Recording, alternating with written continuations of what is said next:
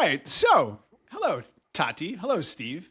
Hello. Both of you know that I published newsletter number 37, AI with Alec, for a very specific reason, which was not to agree with everything Mika Kaufman, the founder and CEO of Fiverr, put out there, or disagree with everything he put out there. But I think it's really important that a publicly traded CEO, who's obviously technical and in the technical space, with a very tangible, service and marketplace that we can all kind of generally speaking understand, which is marketing by definition and other things, is saying a lot that we've heard from other people about AI first. And he's one of these 10 CEOs that put a memo out to all of his employees, and his was, quite direct and so on and so forth. But here's the thing. He was interviewed by Nathan Labence on Cognitive Revolution for 2 hours. And so what I did was I went through the entire transcript multiple times. I pulled out what I felt was the essence of the 8 most thought-provoking and direct messages around a framework for more or less what does it mean for a company to become AI first? What does it mean for a department, for an employee, for a person, and so on and so forth? Because I wanted to stoke a conversation, which clearly before we pressed record for 27 minutes, we stoked that conversation. So here we go for the audience. I'm going to tee it up for you, Tati, and then we'll go to Steve. But of those 8, was there anything, Tati, that you especially appreciated, agreed with, and or was there 1 or 2 that you're like, you know what, that's just not right and or wrong? And please, I'm passing the microphone to you, Tati. How do you feel about Mika Kaufman's memo and the essence of his message with the 8 key takeaways featured in newsletter 37, which again, I did not agree or disagree with more or less any of it? Please. Well, thank you, Alec. We did have a robust conversation about this. But first thing I will say is that kudos to him and to others for taking a stance and also sharing that with their teams. Whether you agree or not, I think opening up that conversation, and I think he finishes by saying, hey, I'm opening up sometimes for people to schedule time to speak to me. I think that there's a lot of power in that because there's a lot of fear. And so sharing what that is. Now, we can talk about what we agree and what we disagree with, just like his employees will have their perspectives on it. But I think my first comment is that I think that's great to be able to have the conversation. I would say and I think he did a fantastic job at pulling those 8 points. The one that spoke to me, and it's been something that's related to what we've been speaking about for the last several weeks, is the one on don't answer the same questions over and over again. Have an AI personal assistant do that for you. And he specifically talks about not being just for customer service, customer care, but all sorts of other processes that you do it on a regular basis, whether it's, collecting information about the customer, intake, filtering, answering basic questions. And, in old school terms, is really just automating a process, right? If you have looking at the things you do and saying, all right, these are things that I'm doing over and over again. How can I have an agent do this for me? It's just automating a process. If you have a process, it's easy, it's simple, is what we're talking about. The agents are much more, what I get excited about, and we got to do a little bit of that last couple of weeks with our demos of Aurora, is that these agents now are so much smarter than the technology even from like 6 months ago. So that's one of the things that for me is like, be aware of what it can do is changing very fast. If you knew what it was doing a year ago or 6 months ago, keep up with it because it is evolving so fast. There's so much more that it can do. And then on the other point, it wasn't so much that I disagreed with him, but I found it it was a provocative point on self-educating so you don't work like it's 2024. And it's great, but it's a really generic tagline if we're being honest. I mean, it's like, well, you need to be proficient with new tech. You need to not work like it's 2024. Well, my question to any CEO, not just him at this point in time or any leader, are you aware how your people are working in 2024? Do you know what processes are, have you done a great, robust job at data, at process mining and looking at your data and looking at your foundational, everything that you have there? Because it's easy to talk about how you need to treat the symptoms, right? Certain things are not working and you get little tools that treat symptoms, but just like anything else, if you're not treating root causes of things, you're not fixing foundationally, you're gonna work like it's 2024 just with new clothes, right? So it's just buying new clothes It's for true. whatever it is that Yeah. you're doing, or a brand new pair of shoes that doesn't fit you, right? So it's gonna hurt you all the same. So that will be my. I will poke on that a little bit more, because to me there were some parts of this that sounded very, it was a grandstanding and generic and big banner and big taglines, which we've been hearing from various CEOs and various leaders. I would just like to know more detail about this. What are you referring to when you're talking about that exactly? I love that answer, as you know. And what I also love is that you just stepped right into this environment, which is because it's a publicly traded company, right? Because he unpacked it for 2 hours. And, Mika, next time, maybe go for an hour instead of two. But hey, who am I to judge? But all the words are there and the excerpts are there. And so we're going to get to see on a quarterly basis how he and they are doing in some of these taglines that sound very similar to other taglines we've heard from other businesses. But in this case, he's gonna pay it off, or he's not, and we're gonna find out pretty quick. But Steve, I wonder, I love where Tati went, towards the end too, with the symptom versus the cause. Mm-hmm. And so, from a more of a technical lens, if somebody wants to go much faster, but it's really just treating the symptom versus the cause, you might cause bigger and worse car accidents down the road versus actually fixing the road itself, right? So just help us understand, what are your thoughts and what are your reactions to, Mika's, not only his memo, but the long 2-hour interview, wink, wink, with Cognitive Revolution, and the 8 key takeaways that I just kind of tried to simplify for folks so they don't have to listen to the whole thing.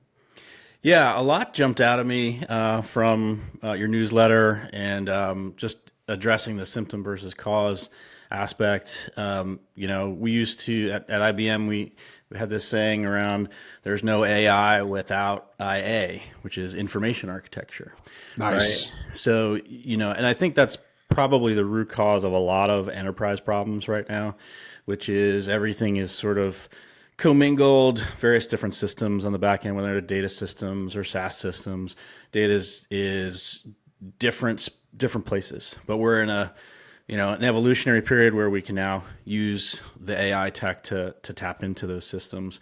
And I think AI is providing different means of user experience to advance those systems and the way that an enterprise works. But in general, I'm a big believer in AI first, certainly as kind of my own personal view, but, we also take an AI first approach, and that means different things to different companies. But, our thesis is really that, AI right now can take you 60, 70% of the way to do certain things, but it takes you, a seasoned professional, to take it that last mile, to take it, make it polished, make it authentic, et cetera. And so whether or not that's marketing or your business operations or technology, I think that's even, engineering and coding, right? You still need a trained engineer to do some of this stuff. I think that's still prevalent. The one that jumped out to me, which kind of aligns to that, is number 4 in your newsletter, which is taste and domain expertise is a very big deal. And if you think about, especially the area of marketing, that's huge. And I just view that this step is a step in kind of the evolution of the tools that people use to really, in the marketing space at least, to make their job easier and improve time to market or speed, and then give them options really to go through the creative process to make it authentic, to make it specific to the brand. So there's a lot of marketers out there that will just come up with very generic things, or just use AI to come up with very generic things, and those marketers are not going to continue to get work, quite honestly. Whether or not that's a marketer that you get through Fiverr, and in the consulting space, a freelancer, or a big agency. So I think that these tools are available to everyone now, and it's just a matter of how do you use them as it relates to propelling your creative process, right? But the fact that like the taste side, the creativity side, like that's not going away. Big believer in human enabled AI, right? Which is using the AI to go through a human process, whether or not that's in marketing or, customer service or whatever it may be.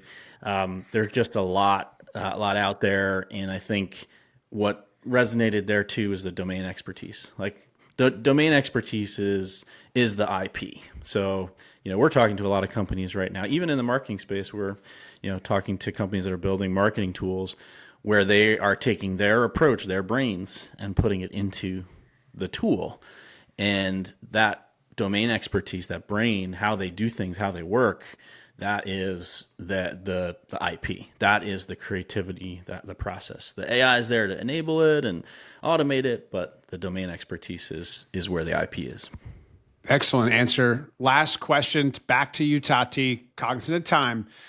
I think what Steve just touched on in a couple different ways aligns with this idea of symptom versus cause and a domain, expert being able to distinguish what is it that what's good about our process versus what maybe do we need to improve about our process, and then how does that translate to technology investments? How do you balance and calibrate fixing a quote unquote process to then enable it and enhance it with technology, AI, whatever you want to call it, versus the conversation of just, just go get another SaaS something or other that does the thing that kind of, that way we don't have to talk about it again, We can talk about, I know we don't have a lot of time. We can talk about domain expertise for hours, because what Steve just said is the root of this, right? The IPs and the domain expertise and what's out there. And it's just not different than what's happened before. And anytime there's new technology, except that this time this is, supersize in the impact this will have. But this idea that you can just not be very engaged and just buy a solution that's the famous silver bullet, the press the button, put it in, is going to solve your problem. And whoever is selling you this, we had another episode where we talked about this. Whoever is selling you this is selling you a bridge. Be careful with that, because if that domain expertise, if that IP, now your job is going to be to verify that what they're bringing is what you need.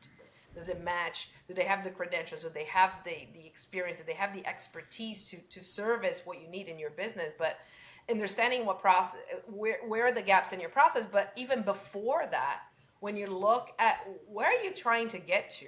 What's your objective? What are you trying? It's such a simple question. And I bet you that a lot of these folks would not have a non-generic answer to it, right? You can't just say, oh, my objective is to grow. My objective is to connect with customers. It can't be that. It has to be really, what is this doing? What is this going to do for you? Therefore, then based on that, then you see where the processes fall into that bucket, to that box. And that's where you can see where the gaps are. And that's why you need domain experts, because those are the folks that are going to tell you, number one, do you have all the right processes in place to get to this destination? Even a step before that, they can help you figure out what the destination should be, what's realistic to get to.